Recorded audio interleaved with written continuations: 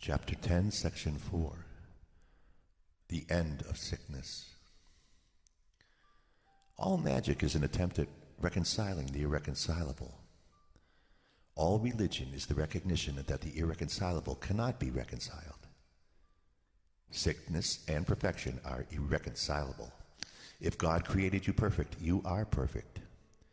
If you believe you can be sick, you have placed other gods before him.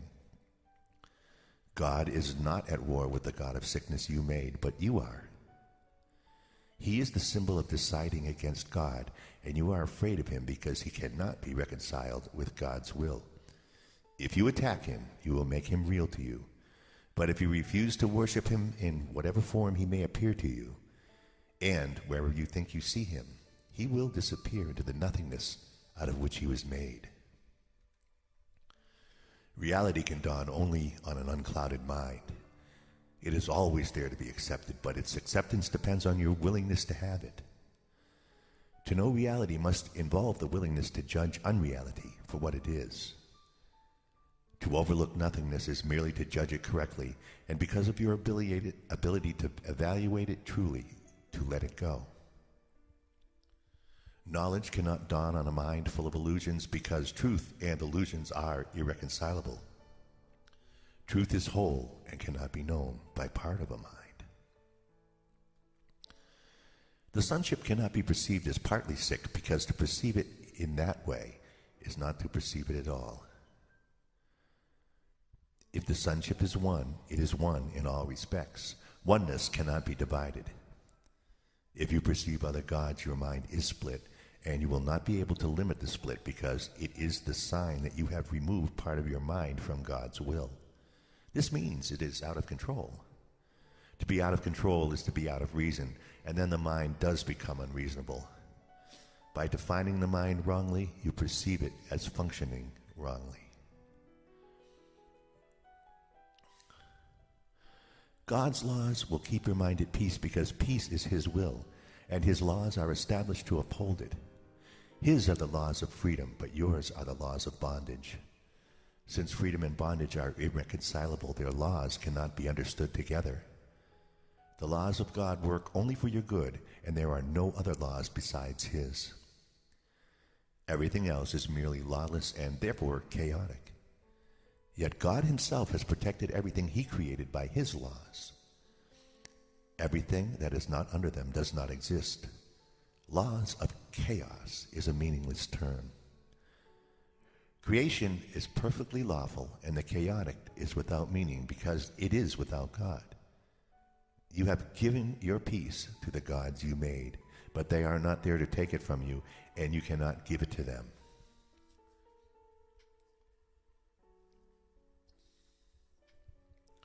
You are not free to give up freedom, but only to deny it. You cannot do what God did not intend because what he did not intend does not happen. Your gods do not bring chaos.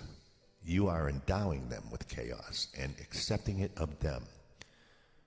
All this has never been. Nothing but the laws of God has ever been, and nothing but his will ever be. You were created through his laws and by his will, and the manner of your creation established you a creator. What you have made is so unworthy of you that you could hardly want it if you were willing to see it as it is. You will see nothing at all, and your vision will automatically look beyond it to what is in you and all around you. Reality cannot break through the obstructions you interpose, but it will envelop you completely when you let them go. When you have experienced the protection of God, the making of idols becomes inconceivable.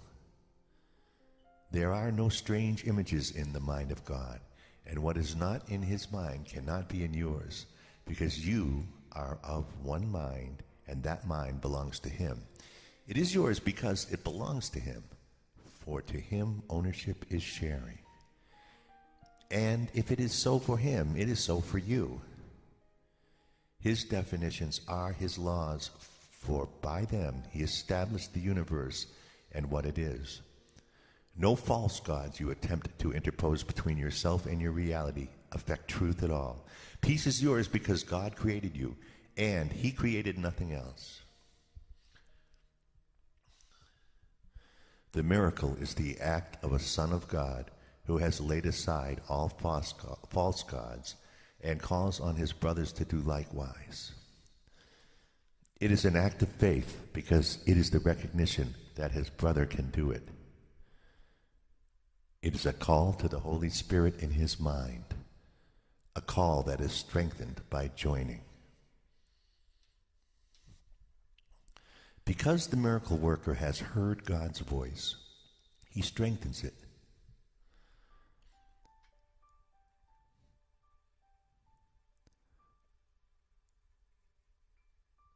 He strengthens it in a sick brother by weakening his belief in sickness, which he does not share. The power of one mind can shine into another because all the lamps of God were lit by the same spark. It is everywhere, and it is eternal. In many, only the spark remains, for the great rays are obscured. Yet God has kept the spark alive so that the rays can never be completely forgotten. If you but see the little spark, you will learn of the greater light, for the rays are there unseen. Perceiving the spark will heal, but knowing the light will create. Yet, in the returning, the little light must be acknowledged first, for the separation was a descent from magnitude to littleness. But the spark is still as pure as the great light, because it is the remaining call of creation.